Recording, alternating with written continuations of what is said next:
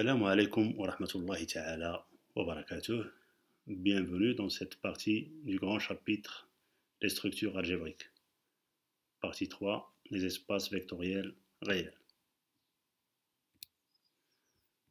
Premier paragraphe, on va définir qu'est-ce qu'une loi de composition externe. Donc on a A et E, deux ensembles non vides. Toute application de A croix E vers E est appelée loi de composition externe sur E à opérateur dans A, ou bien on dit aussi à coefficient dans A. C'est-à-dire que l'ensemble de départ de cette application, c'est l'ensemble A croix E, c'est-à-dire l'ensemble des couples lambda X avec lambda qui appartient à A, c'est l'opérateur, et X qui appartient à E. Et l'ensemble d'arrivée, c'est l'ensemble E. C'est-à-dire que l'image du couple lambda x est un élément de E, qu'on note souvent lambda.x. Donc lambda.x doit être un élément de E.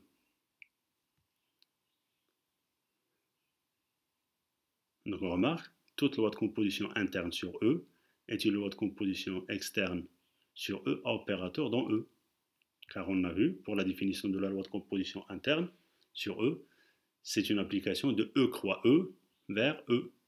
Donc on peut la considérer comme une loi de composition externe sur E à opérateur dans E. On va voir ici quelques exemples. Le premier exemple, c'est le produit d'un nombre réel et un nombre complexe.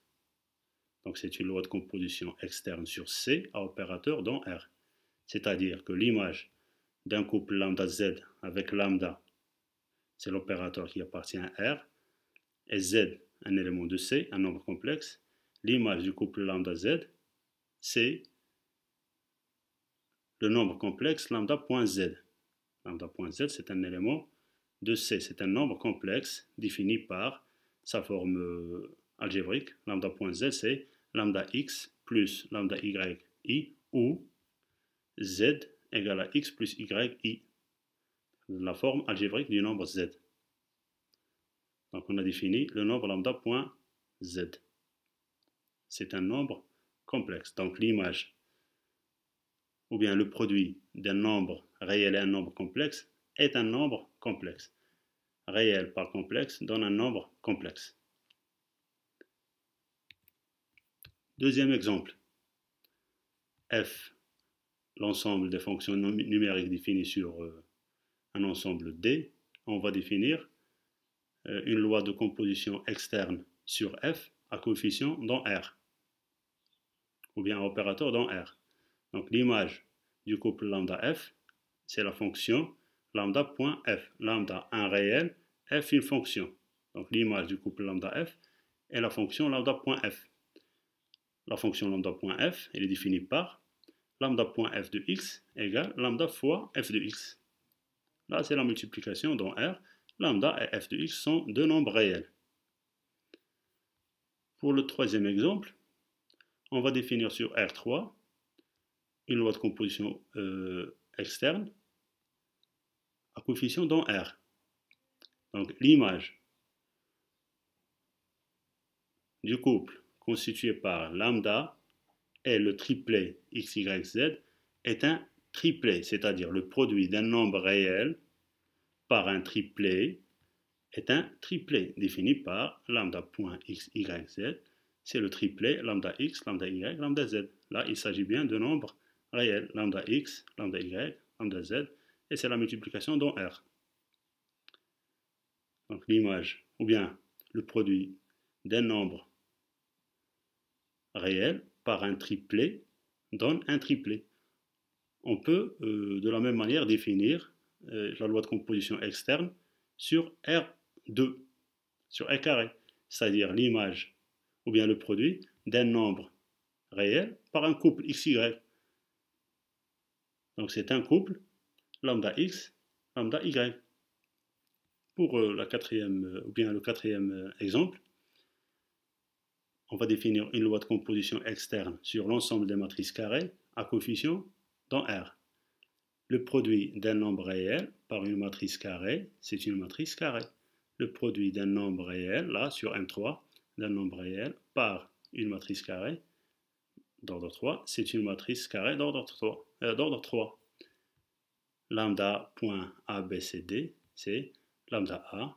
Je multiplie le coefficient par tous les éléments de la matrice. Lambda A, lambda B, lambda C et lambda D. De la même manière, je définis le produit d'un nombre réel par une matrice carrée d'ordre 3. Et là, bien sûr, lambda A, lambda B, lambda C, lambda D, c'est des nombres réels. Lambda, c'est un nombre réel, A est un nombre réel, donc le produit, la multiplication dans R.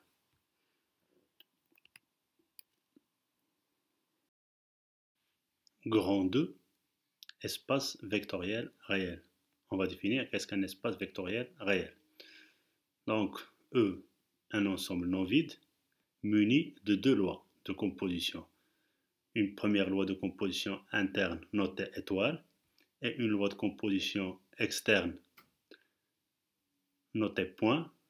Et cette loi de composition externe, elle est à coefficient ou bien à opérateur dans R, à coefficient réel. Donc on dit que E étoile point est un espace vectoriel réel si et seulement si les 5 axiomes sont vérifiés. Les 5 points suivants doivent être vérifiés. Premièrement, E, muni de la loi de composition interne, E étoile, est un groupe commutatif. Deuxième point, pour tout réel, pour tout couple de réels alpha bêta, et tout élément x de E, on a alpha point bêta point x, c'est alpha fois bêta, point x. Troisième point, pour tout couple de réels alpha bêta, et pour tout élément de E, alpha plus bêta point x, c'est alpha point x, plus bêta point x. Quatrième point, pour tout couple d'éléments de E, et pour tout nombre réel alpha, alpha point x étoile y égale à alpha point x étoile alpha point y.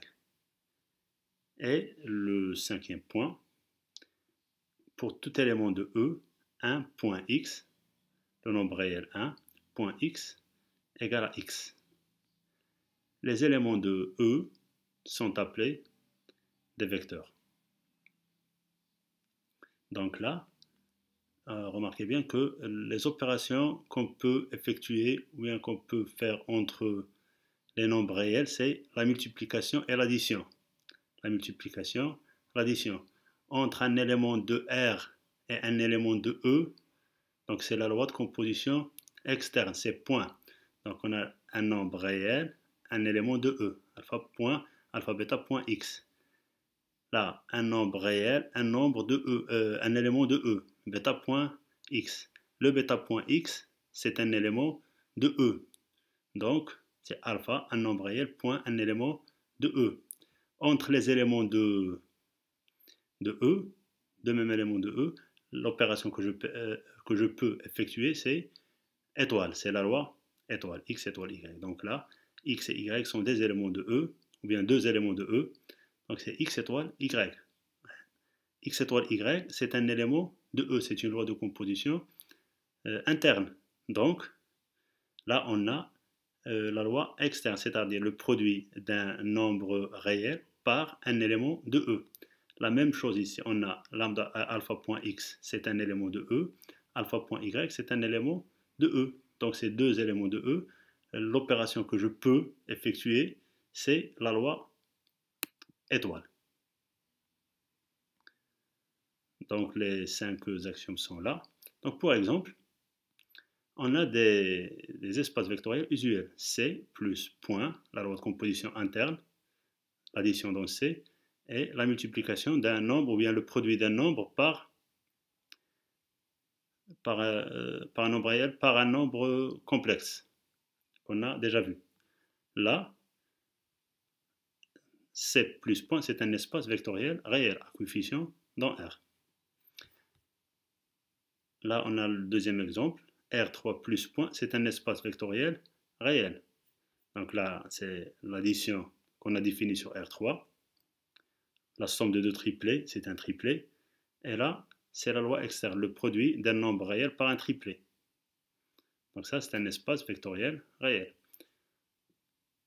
Troisième exemple, M de R plus point, c'est un espace vectoriel réel. C'est l'addition dans M2, on l'a déjà défini, et là c'est la loi externe, c'est le produit d'un nombre réel par une matrice carrée. De même, M3R plus point, c'est un espace vectoriel réel. Donc là c'est des exemples usuels. Donc on va montrer le troisième exemple, c'est-à-dire on va montrer que M2R plus point est un espace vectoriel réel. Donc pour cela, on doit considérer deux nombres réels, deux opérateurs, deux coefficients, deux nombres réels et deux matrices. Deux matrices, c'est deux éléments de M2R. Donc le premier point, M2R plus, c'est un groupe commutatif, c'est déjà connu. Le deuxième point, on va montrer que quel que soit alpha bêta 2 réel, et pour tout élément de E, là il s'agit d'une matrice. Qu'est-ce qu'on va montrer? Que alpha.bêta.x égale à alpha bêta.x. Donc on a alpha.bêta.x, x ici c'est une matrice, c'est alpha point, et là on a effectué le produit d'un nombre réel par une matrice carrée, c'est bêta A, bêta B, bêta C, bêta D. Donc il s'agit toujours d'un produit d'un élément ou bien d'un nombre réel par une matrice carrée, ce qui donne alpha bêta A, alpha bêta B, alpha bêta C, alpha bêta D. Donc c'est également alpha bêta point A, B, C, D. La définition de la loi de composition externe. Donc on a montré que alpha.bêta.x c'est alpha bêta.x. Troisième point, c'est alpha plus bêta.x égale à alpha.x plus bêta.x. Donc on a là alpha plus bêta.x, c'est-à-dire point la matrice, le produit d'un nombre réel par une matrice, c'est par définition alpha A plus bêta A, alpha B plus bêta B, alpha C plus bêta C, alpha D plus bêta D. Donc, et puis en appliquant la somme ou bien l'addition dans l'ensemble des matrices carrées, la somme de deux matrices carrées. Donc là, je peux décomposer cette matrice en deux matrices carrées, la somme de deux matrices carrées. Et puis après, par définition, ici, par définition de la loi de composition externe, donc c'est alpha.abcd, et ici c'est bêta.abcd. Donc j'ai montré que c'est égal à alpha.x plus bêta.x. Le quatrième point, alpha.x étoile y. Donc là, on va prendre deux matrices carrées. Deux matrices carrées, et je vais calculer alpha point, la somme des deux matrices carrées, par définition, c'est la matrice carrée A plus A', B plus B', C plus C', et D plus D'. Et j'applique la loi de composition externe, le produit d'un nombre réel par une matrice carrée. Donc c'est alpha A' plus alpha A', alpha B plus alpha B', etc. Que je vais décomposer en deux matrices, alpha A, alpha B, alpha C, alpha D, alpha A', alpha B', alpha C', alpha D', et puis la loi externe. Donc c'est alpha, voilà la première matrice, plus alpha, voilà la deuxième matrice. Donc c'est alpha.x plus alpha.y. Ici, étoile en général. Et dans notre exemple, étoile c'est le plus, c'est l'addition des matrices carrées. Le cinquième point, 1 point x égale à x. Donc on va prendre une matrice quelconque et on va calculer 1 point cette matrice, le produit de 1 par une matrice ABCD, c'est 1A, 1B, 1 fois C, 1 fois D, c'est ABCD. Conclusion, M de R plus point est un espace vectoriel réel. Troisièmement, sous-espace vectoriel. On va définir qu'est-ce qu'un sous-espace vectoriel. Donc E étoile point est un espace vectoriel réel et F une partie non vide de E. On dit que F est un sous-espace vectoriel de E si et seulement si F étoile point est un espace vectoriel réel. C'est-à-dire que si je munis cette partie F des deux lois de composition interne et externe de E, je retrouve une structure d'espace vectoriel. Et bien sûr, F est une partie de E. Par exemple, on sait que R est inclus dans C et que C plus point est un espace vectoriel réel. R plus point, lui aussi, c'est un espace vectoriel réel. Donc, on dit que R plus point est un sous-espace vectoriel de C plus point. On a là une proposition qui va nous faciliter la tâche pour montrer qu'une partie d'un espace vectoriel réel est un sous-espace vectoriel réel. Ce n'est pas la peine d'aller sur la définition et de montrer les 5 axiomes. Il faut et il suffit que cette partie soit non vide, qu'on a stabilité par la loi interne, et ici, stabilité, si je peux dire, par la loi externe. C'est-à-dire que pour tout vecteur xy, pour tout couple de vecteurs xy de f carré, x étoile y appartient à f. Et pour tout couple lambda x, lambda un réel, et x un élément de f, c'est-à-dire un vecteur, lambda point x appartient à f.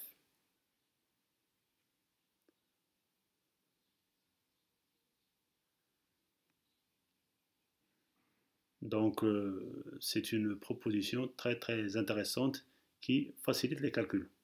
Donc, pour application, vous allez montrer que cette partie-là, c'est une partie de M de R. Ce sont des matrices carrées d'ordre 2, mais qui s'écrivent sous une forme spéciale. On a là AB, donc l'élément de la première ligne et la deuxième ligne, première colonne, c'est la somme des deux éléments, des deux autres éléments de A et B. Et là, sur la diagonale, on a A et moins 2A. Donc vous allez montrer que E plus point est un sous-espace vectoriel de M de R plus point. On sait que M de R plus point, c'est un espace vectoriel. On rappelle que c'est un espace vectoriel réel. Donc vous allez montrer en utilisant la proposition qu'il s'agit d'un sous-espace vectoriel. Donc vous allez arrêter la vidéo et répondre tranquillement, puis aller sur la solution.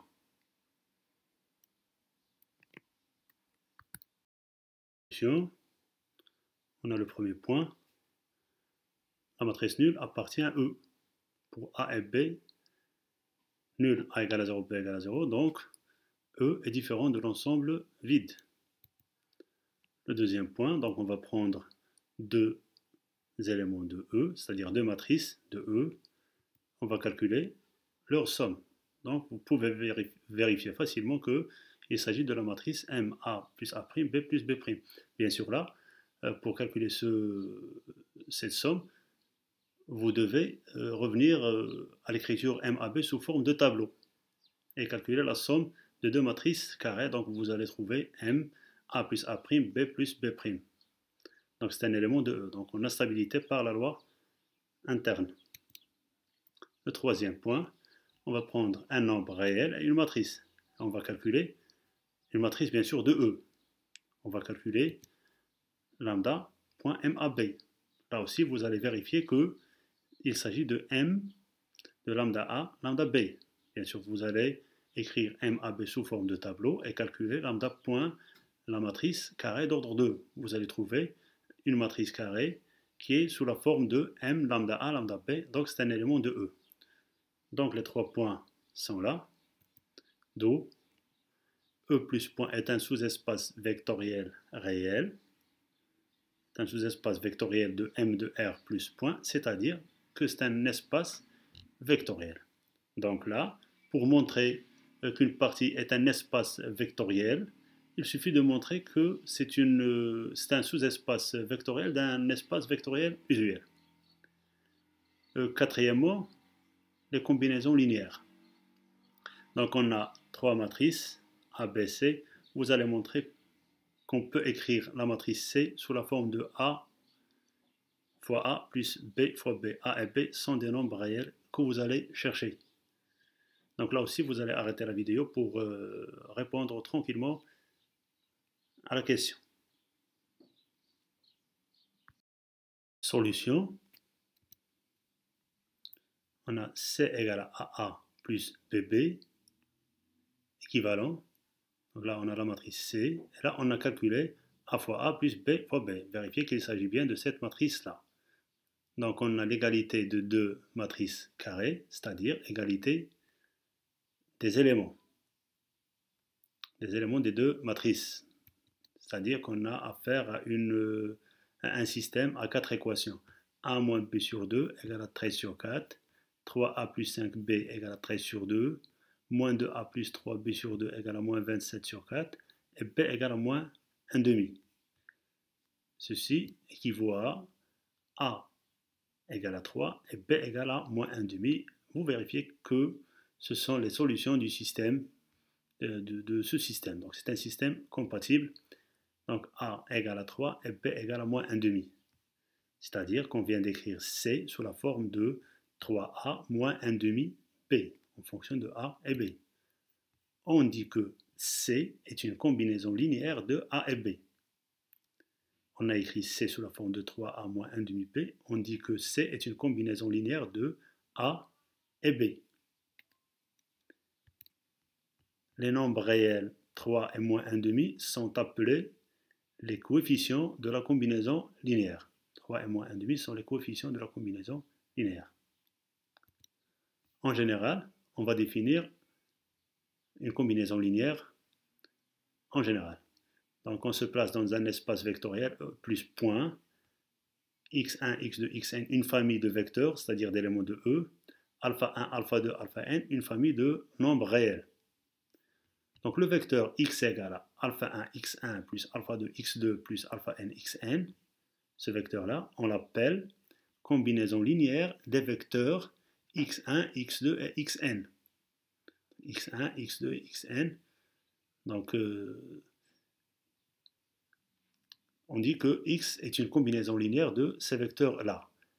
Les alpha i, c'est-à-dire alpha 1, alpha 2, alpha n, les nombres réels sont appelés les coefficients de la combinaison linéaire. On a ici notre définition, deuxième définition. E plus point est un espace vectoriel réel, x1, x2, xn, une famille de vecteurs. On dit que la famille x1, x2, xn est une famille génératrice de E si et seulement si tout vecteur de E est une combinaison linéaire de x1, x2, xn. C'est-à-dire que quel que soit x appartient à E, pour tout vecteur de E, il existe des nombres réels, des coefficients, tels que x égale sigma de alpha i xi, c'est-à-dire alpha 1 x1 plus alpha 2 x2 plus alpha n xn, c'est-à-dire x est une combinaison linéaire des vecteurs x1, xn. Donc c'est ça une famille génératrice. Donc, pour exemple, on a déjà montré que cet ensemble-là est un espace vectoriel réel. Vous allez montrer que la famille AB est une famille génératrice de E. C'est-à-dire que vous allez prendre un élément quelconque de E et vous allez l'écrire sous forme d'une combinaison linéaire de A et B. Donc pensez aux deux opérations qu'on a. La somme de deux matrices, vous allez décomposer la matrice MAB en la somme de deux matrices, une matrice qui ne dépend que de A, une autre matrice qui ne dépend que de B, et puis vous appliquez la loi externe pour extraire les coefficients.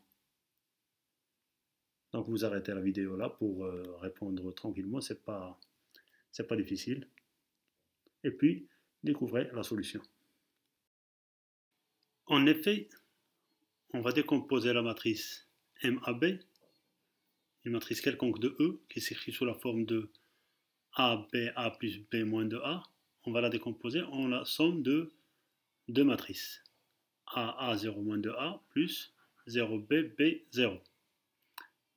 Donc la première matrice ne dépend que de A, ces éléments ne dépendent que de A, et les éléments de la deuxième matrice ne dépendent que de B.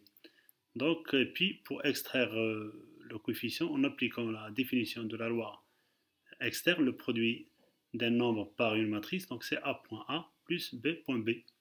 Donc on vient de décomposer ou bien d'écrire M sous la forme d'une combinaison linéaire de A et B. Et puisque M est quelconque dans E, donc on dit que on a montré que la famille AB est une famille génératrice de l'espace vectoriel E. Donc pour l'exercice, on rappelle que l'ensemble des fonctions numériques définies sur R, munies de l'addition et la loi externe, le produit d'un nombre réel par une fonction, est un espace vectoriel. Et on pose deux parties de f. La première partie, l'ensemble des fonctions numériques définies sur R telles que f de 0 égale à 1. Et la deuxième, l'ensemble des fonctions numériques définies sur R telles que f de 0 égale à 0.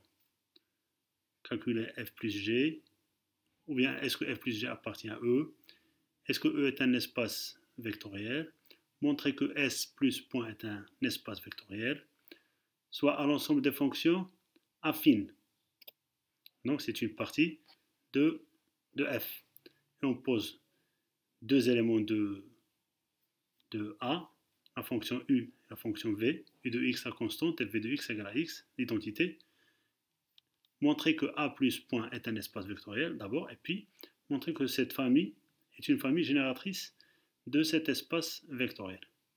Donc vous allez arrêter la vidéo pour copier l'énoncé, puis pour répondre aux questions de l'exercice. Et après, vous pouvez découvrir la solution.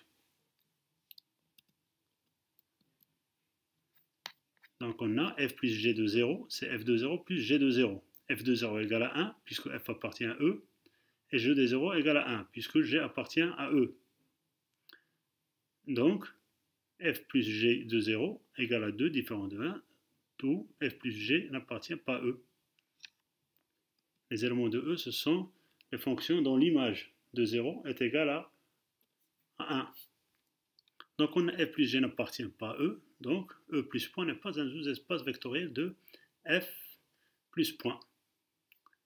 Le deuxième point de la proposition n'est pas vérifié, donc ce n'est pas un sous-espace vectoriel, d'où E plus point n'est pas un espace vectoriel réel. D'ailleurs, puisque f plus g n'appartient pas à E, donc l'addition n'est pas une loi de composition interne sur E.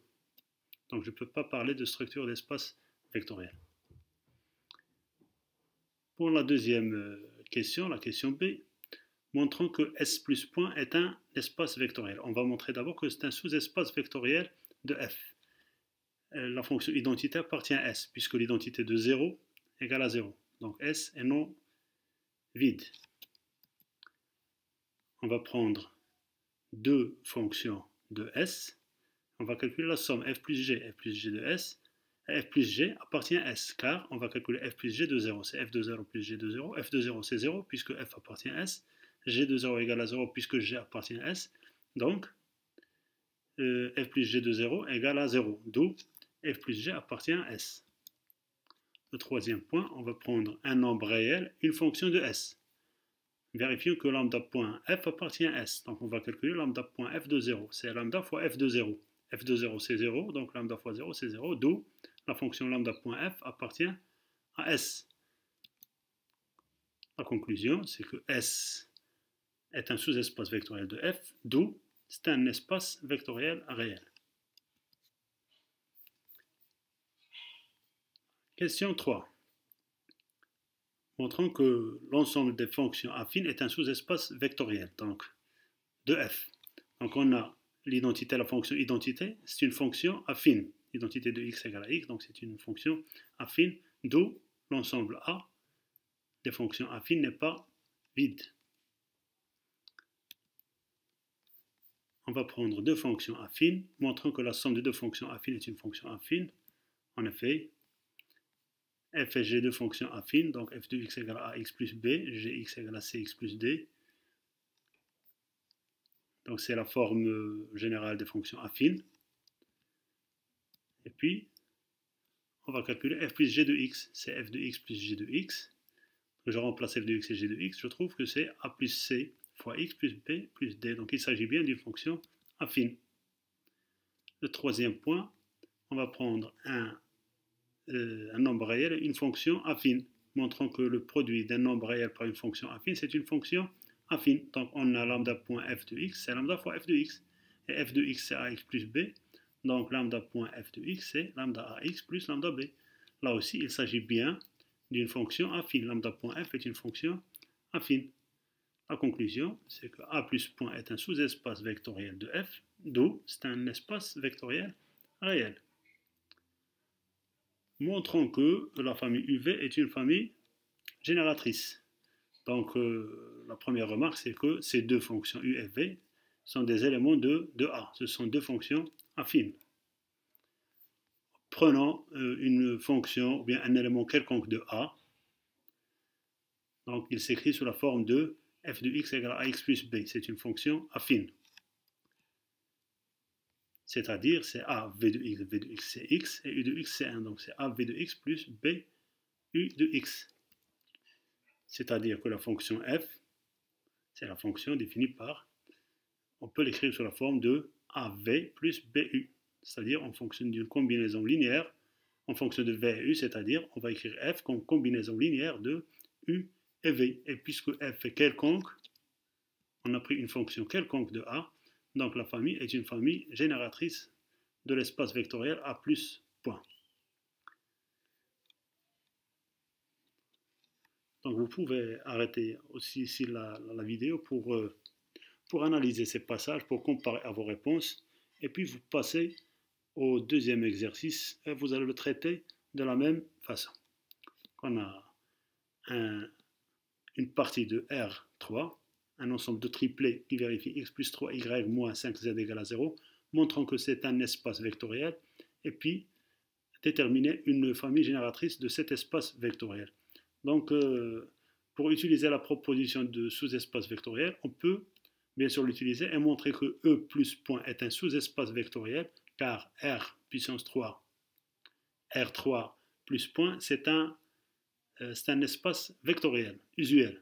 Donc pour montrer que E plus point est un espace vectoriel réel, il suffit de montrer que E plus point est un sous-espace vectoriel de R3 plus point.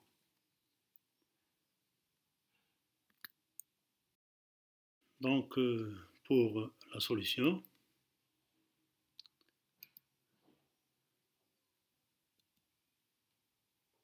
on a l'ensemble E est non vide, car le triplet 0, 0, 0 appartient à E.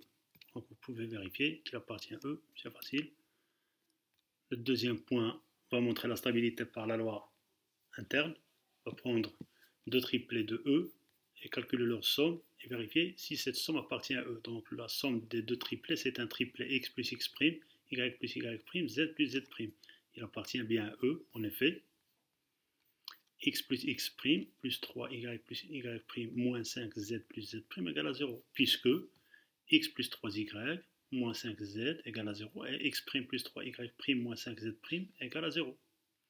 Donc, le deuxième point est vérifié. Le troisième point, on va prendre un réel et un triplet de E et montrons que le produit de ce réel quelconque par ce triplet appartient à E. Donc, par définition de la loi externe, produit d'un réel par un triplet, c'est un triplet, lambda x, lambda y, lambda z. Donc, vérifions que ce triplet appartient à E. Qu'est-ce qu'il vérifie? L'équation de E. Donc, qu'est-ce qu'on a? On a lambda x plus 3 lambda y moins 5 lambda z égale à 0, puisque x plus 3y moins 5z égale à 0. Donc, la conclusion, c'est que E plus point est un sous-espace vectoriel de R3 plus point, donc c'est un espace vectoriel réel. On va chercher une famille génératrice de E. Donc pour cela, on va prendre un triplet quelconque de E, on va essayer de l'écrire en fonction, sous forme d'une combinaison linéaire de deux éléments de E. Donc on a x plus 3y moins 5z égale à 0. Donc je peux écrire x en fonction de y et z. X c'est moins 3y plus 5z. D'où le triplet x, y, z, c'est, je remplace x par moins 3y plus 5z. Et puis je décompose le triplet en deux triplets, la somme de deux triplets. Un triplet dont les éléments ne dépendent que de y et un autre triplet dont les éléments ne dépendent que de z. Et puis on va utiliser la loi externe. On va extraire les coefficients. Donc je vais extraire le y, donc c'est y.-3, 1, 0, et puis là j'extrais le z, z fois 5, 0, 1. Donc ça, les éléments moins 3, 1, 0 et 5, 0, 1 sont deux éléments pour vérifier que ce sont deux éléments de E. Donc qu'est-ce qu'on a ici? On a montré que tout élément de E, un élément quelconque de E, s'écrit comme combinaison linéaire de ces deux éléments. Donc la famille composée de ces deux éléments est une famille génératrice de E. Et bien sûr, ce n'est pas la seule famille génératrice qui existe. On peut déterminer d'autres familles génératrices. Par exemple, si vous prenez ici y en fonction de x et z, ou bien z en fonction de x et y. Donc, il y a plusieurs familles génératrices de B, plutôt de E.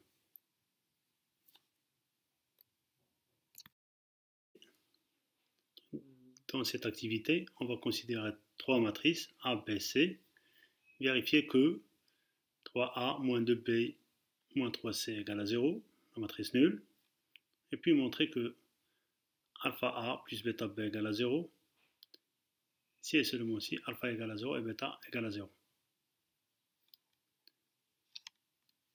Pour la première question, on vérifie facilement, donc il suffit de remplacer les matrices A, B et C par les tableaux et de calculer 3A. Par exemple, 3A c'est 9, c'est la matrice 9, 6, moins 3, 0, et puis moins 2B, moins 3C. On va trouver que c'est la matrice nulle, c'est la matrice carrée dont tous les éléments sont nuls. Pour la deuxième, donc dans ce cas, avant de passer à la deuxième question, on dit que la famille A, B, C est une famille liée, ou bien on dit que c'est une famille linéairement dépendante. C'est-à-dire linéairement dépendante, c'est-à-dire qu'on peut exprimer un élément au moins de cette famille ABC en fonction des deux autres. Par exemple, on peut écrire A égale à 2 tiers B plus C. Donc là, c'est une famille, on dit que c'est une famille liée ou bien une famille linéairement dépendante. Pour la deuxième question, alpha A plus bêta B égale à 0, équivalent. Donc on a calculé la matrice alpha A plus bêta B. Donc on a trouvé une matrice carrée qui est égale à la matrice nulle. Donc tous les éléments de la matrice carrée alpha A plus bêta B sont nuls. Les éléments de alpha A plus bêta B sont là, donc vous pouvez vérifier, c'est facile. Donc 3 alpha plus bêta égale à 0, moins alpha plus 3 bêta égale à 0, 2 alpha plus 4 bêta égale à 0, et 2 bêta égale à 0.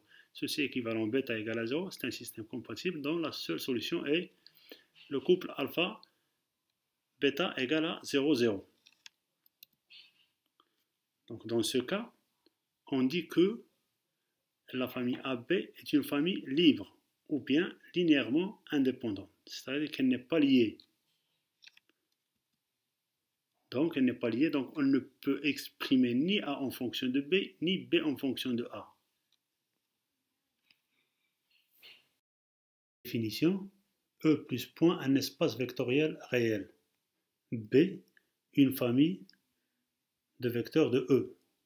x1, x2, xn, c'est des éléments de E, c'est des vecteurs. La famille B est dite liée ou linéairement dépendante si et seulement si il existe des nombres réels, alpha 1, alpha 2, alpha n, non tous nuls, tels que sigma de alpha i xi égale à 0, le vecteur nul. 0, c'est l'élément neutre de E+, c'est-à-dire le vecteur nul. La famille B est dite libre ou linéairement indépendante si et seulement si, pour tout réel alpha 1, alpha 2, alpha n, sigma de alpha i xi égale vecteur nul implique alpha 1 égale à alpha 2 égale à alpha n égale à 0, c'est-à-dire que tous les réels sont nuls. Pour exemple, on va reprendre un exemple qu'on a déjà traité, c'est l'ensemble E, l'ensemble des triples x, y, z tels que x plus 3y moins 5z égale à 0. On a déjà montré que cette famille est une famille génératrice de E, la famille UV. Avec U, c'est le triplet moins 3, 1, 0, et V, le triplet 5, 0, 1. Montrer que B est une famille libre. Donc pour cela, on va prendre deux réels quelconques tels que alpha u plus bêta v égale à 0. Le 0 ici, c'est le vecteur nul de E, c'est-à-dire c'est le triplet 0, 0, 0. Donc alpha u plus bêta v, c'est le triplet moins 3 alpha plus 5 bêta alpha bêta, égale au triplet 0, 0, 0. Donc, moins 3 alpha plus 5 bêta égale à 0, alpha égale à 0 et bêta égale à 0. On a un système à trois équations qui admet comme solution alpha égale à 0 et bêta égale à 0. C'est un système compatible.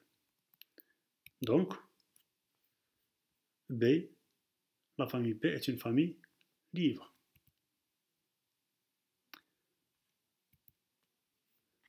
Donc, ce qu'on vient de montrer, c'est que la famille B est une famille libre. Et on a déjà que B est une famille génératrice de E. Dans ce cas, on dit que la famille B est une base de E. Puisqu'elle est libre et génératrice, on dit qu'elle est une base de E. Et que la dimension de E est 2. 2, c'est le nombre d'éléments de B. C'est-à-dire, on a B est constitué de deux éléments, U et V. Donc ce 2, ce nombre d'éléments de B, le cardinal de B, est appelé dimension de E. On a aussi B' égale à U'V', c'est une base de E. Avec U', c'est le vecteur 1, 0, 1 sur 5. Et V', c'est 0, 1, 3 sur 5. Vous pouvez vérifier que B' est une famille libre et génératrice de E. Donc c'est une base de E et elle est constituée de deux éléments. La dimension de E est 2. C'est le nombre d'éléments de la base. Donc en général, on va définir qu'est-ce qu'une base en général. Donc E plus point un espace vectoriel réel. B une famille d'éléments de E, c'est-à-dire c'est une famille de vecteurs. B est dite une base de E si et seulement si B est libre et génératrice de E. N, le nombre d'éléments de B.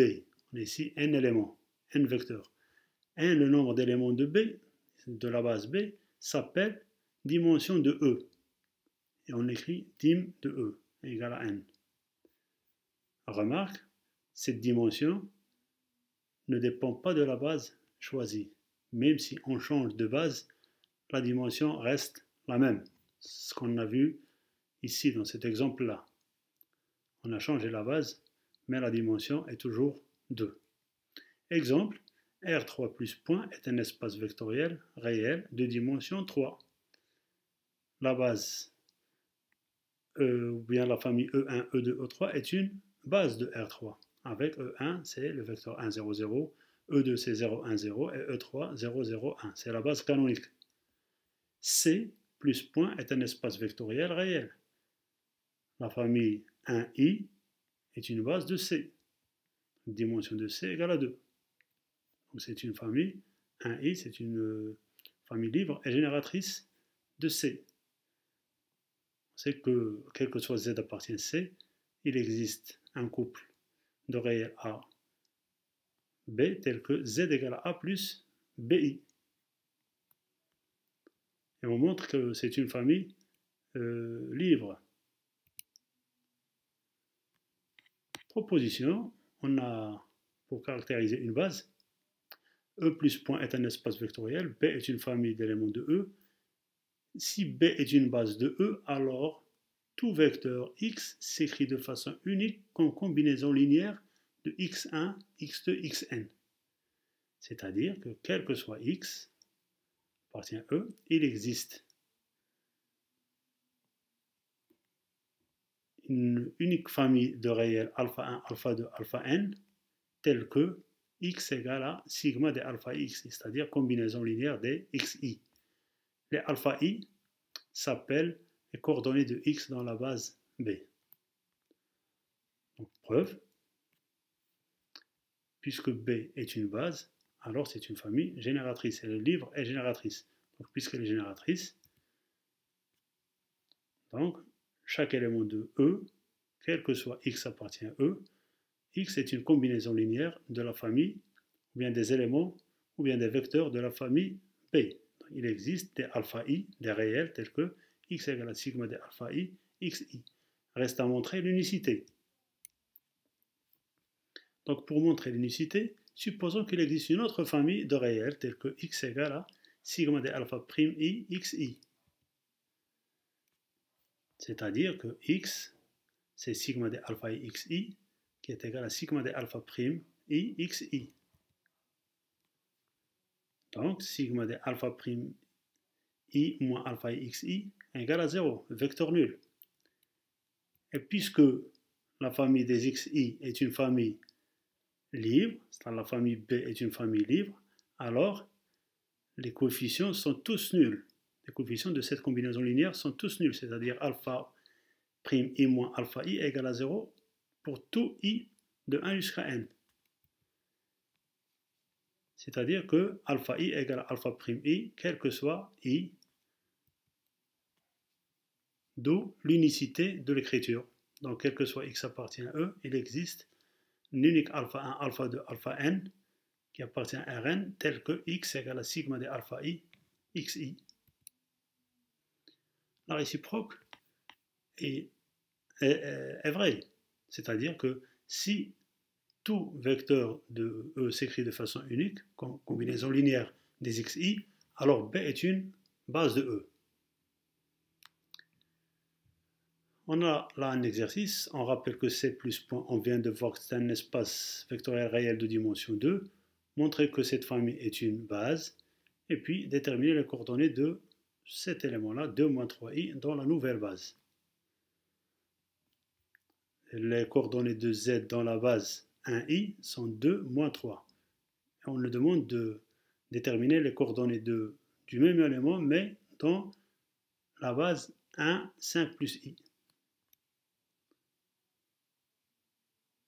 Donc vous allez arrêter la vidéo pour répondre tranquillement et puis relancer la vidéo pour vérifier vos réponses.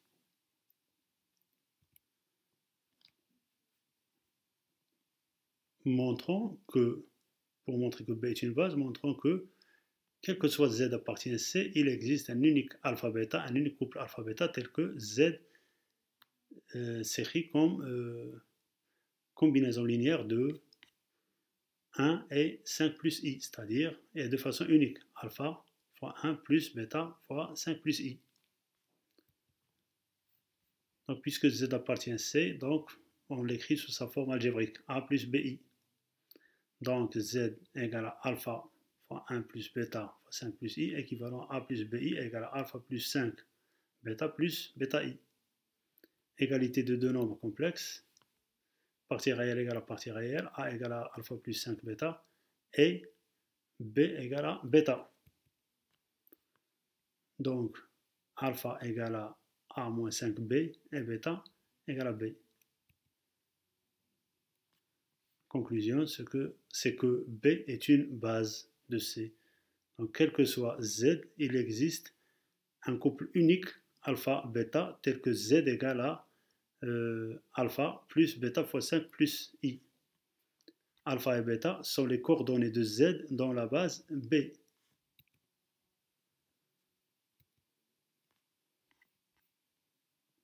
Déterminons les coordonnées de Z dans la nouvelle base. Donc on a Z égale à 2 moins 3i, c'est-à-dire que A égale à 2 et B égale à moins 3.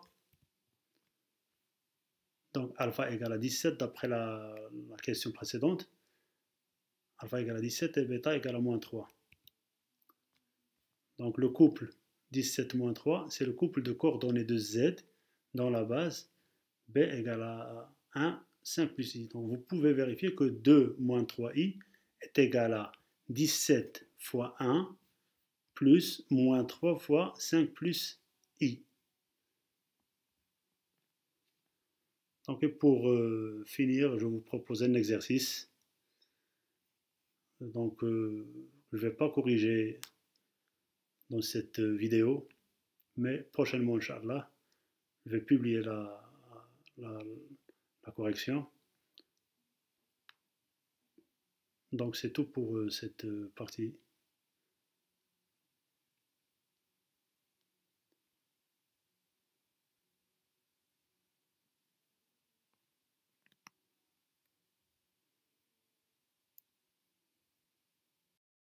C'est tout pour cette leçon et à une autre leçon, Inch'Allah, prochainement, et bon courage.